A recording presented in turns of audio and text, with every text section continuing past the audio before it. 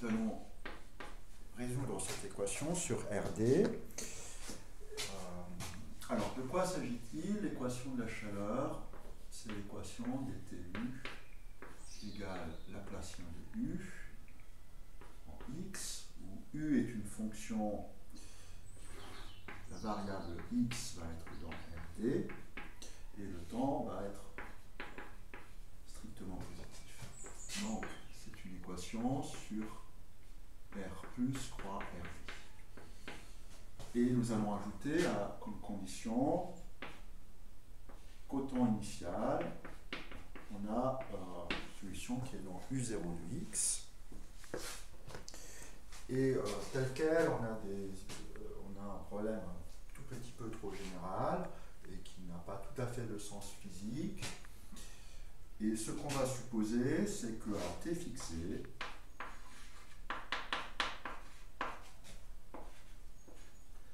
d'abord, ceci a un sens. On va dire que U appartient à 2. Donc, ce qu'on va appeler une solution forte.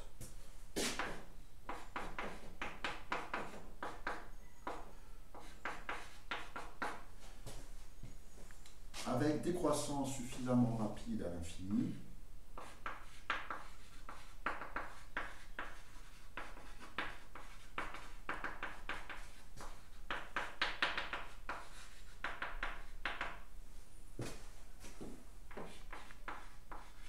Pour à la fois U et les dérivées spatiales de U. Alors,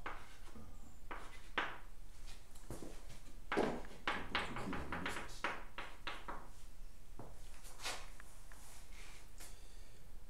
Et décroissance rapide, c'est une hypothèse assez naturelle. On va supposer qu'en fait, il n'y a rien, essentiellement rien en dehors d'une certaine zone oméga. Et ce qu'on va supposer, on va supposer que cette décroissance est suffisamment rapide déjà pour que U chapeau de t psi va transformer le Fourier dans la variable x de U chapeau existe. X psi existe et a des bonnes propriétés. Alors que va-t-il se passer? Du coup, on va pouvoir remplacer ceci.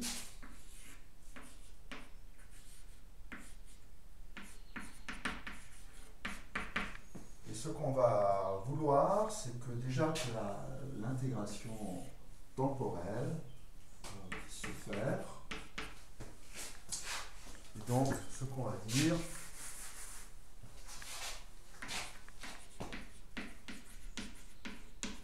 on suppose que la solution soit suffisamment raisonnable, ce qui est le cas pour une solution qui a un sens physique, pour que dt U chapeau de txi, qui est donc la dérivée par rapport au temps de cette transformée de Fourier,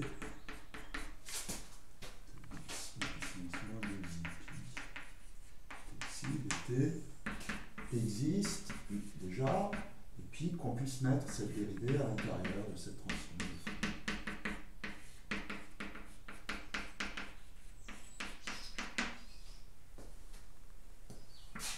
Mais comme U est solution de l'équation de la chaleur, ça c'est delta U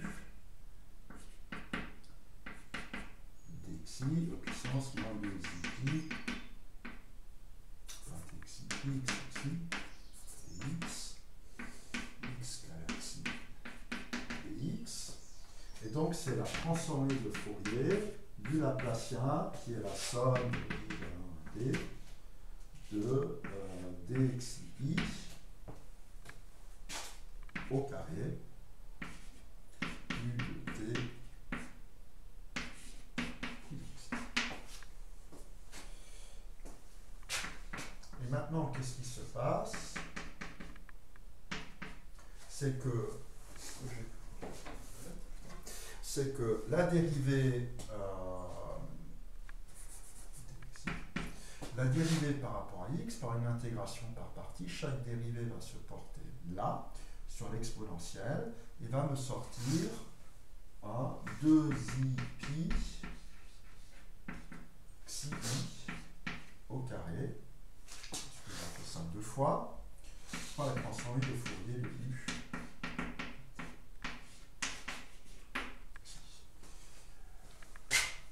Ce que j'ai noté plutôt u chapeau. U chapeau. En d'autres termes, c'est moins 4 pi carré, xi carré, u chapeau de txi.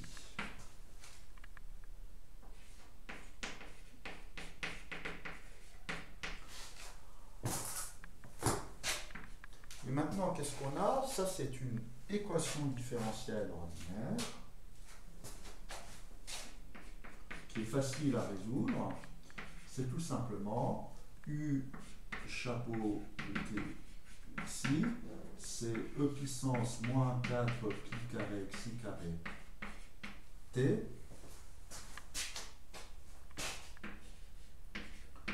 u0 chapeau qui est la transformée de Fourier de u0. Et on ne va pas s'arrêter là, on reconnaît ici une gaussienne en xi. Quelle gaussienne? Très précisément, celle qui est transformée de Fourier d'elle-même, c'est e puissance moins pi module de xi carré. Et donc, on va avoir 2 racines de pi t xi carré. Ceci, ça, qui est donc la transformée de Fourier de 1 sur 2 racines de pi t à la puissance d, e puissance moins pi, x sur 2 racines de pi t au carré. Et ainsi, nous avons donc écrit que u chapeau de txi, c'est la transformée de Fourier de 1 sur 4 pi t à la puissance d sur 2, exponentielle de, qu'est-ce qu'on va avoir? Ben là, les pi se simplifient, moins x au carré sur 4t, u0 chapeau de xi, c'est-à-dire la transformée de Fourier de 1 sur 4. Alors, ça va être plus agréable d'appeler ça P t de x, et donc c'est la transformée de Fourier. On a un produit de transformée de Fourier, c'est la transformée de Fourier, le produit de convolution. Et conclusion,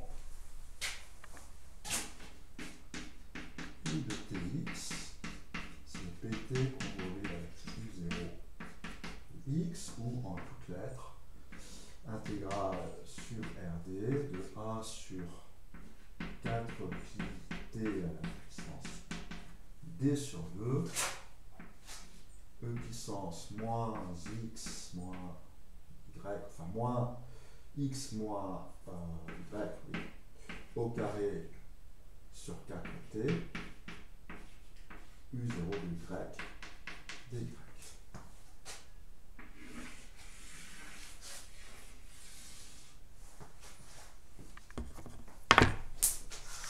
Et pt s'appelle le noyau de la chambre.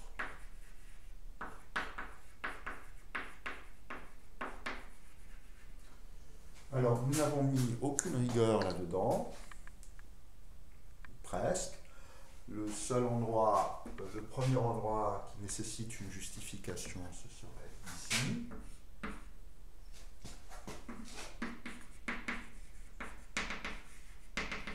Et donc, la question qui se pose, c'est quelles conditions sur U0 faut-il mettre pour que U de Tx vérifie ceci. Et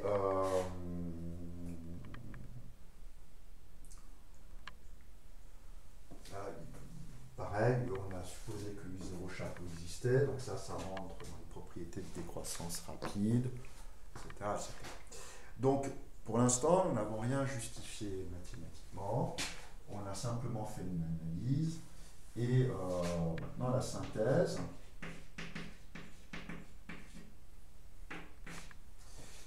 Ben, la première chose qu'on remarque, c'est un calcul au but un peu fastidieux, c'est que PT est solution de l'équation de la chaleur. C'est une solution. La deuxième chose qu'on remarque, c'est que sous des bonnes conditions, on a le droit de faire ces opérations-là. Alors, quelles conditions? C'est que si on fixe deux temps T0 et T1, alors il existe une constante C strictement positive, telle que pour tout alpha multi-indice,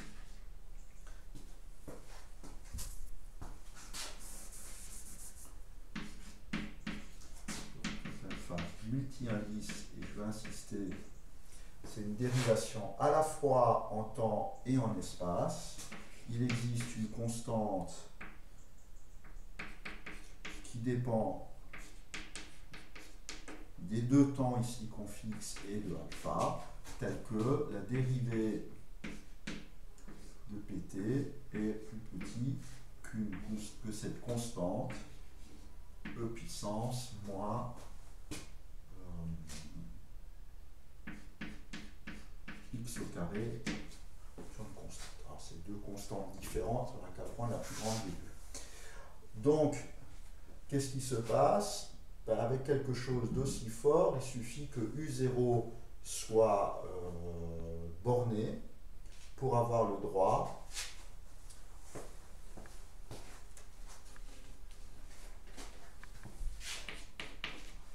ça implique que si U0 est borné,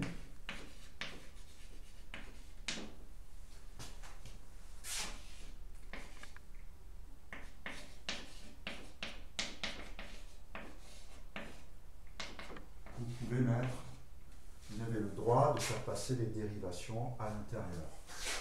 Alpha, T, c'est tout ce qu'il faut. U0 borné et encore même pas. Vraiment, il faut tout simplement à croissance plus petite que le polynôme.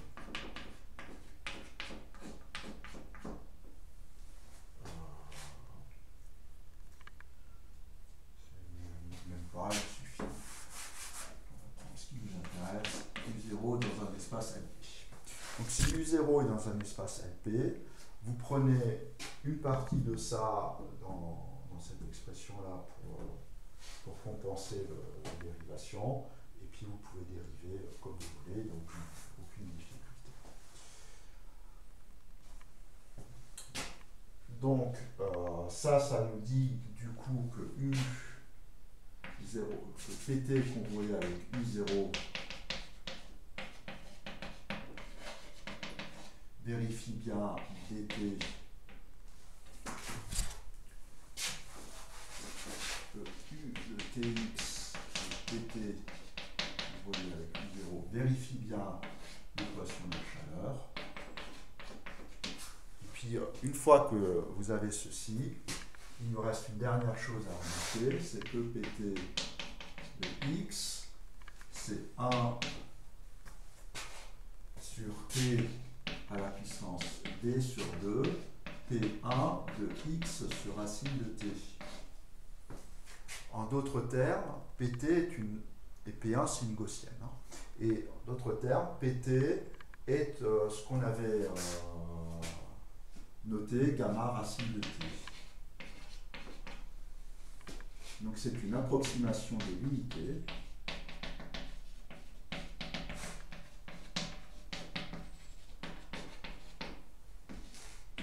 Ainsi, si I0 appartient à P, on a bien PT convolé avec U0 tend vers I0 quand T tend vers 0 dans LP. Alors, ce n'est pas totalement ce qu'on vous voulait, puisque si je reviens à l'équation de la chaleur, ce qu'on aurait voulu, c'est vraiment un truc ponctuel. Mais ce truc ponctuel, si vous ne mettez pas de la régularité sur I0, vous ne pouvez pas l'avoir. Par contre, si vous mettez U0 dans C0, alors vous avez aussi convergence uniforme. D'accord ? Vous mettez moins de régularité, vous ne pouvez pas avoir autant. Donc si U0 est dans C0, vous avez bien PT convolé avec U0 envers U0 uniformément.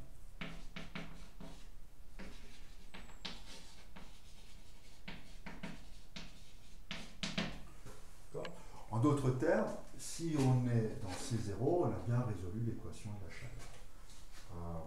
Alors, attention, sous les hypothèses que tout ce qu'on fait est légitime.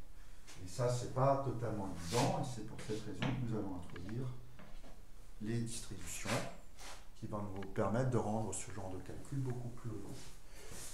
En résumé, on obtient à l'aide de l'analyse de Fourier une formule générale pour la solution, et c'est bien une solution. Il se pourrait qu'il y en ait d'autres, en tout cas si U0 n'est pas assez régulière.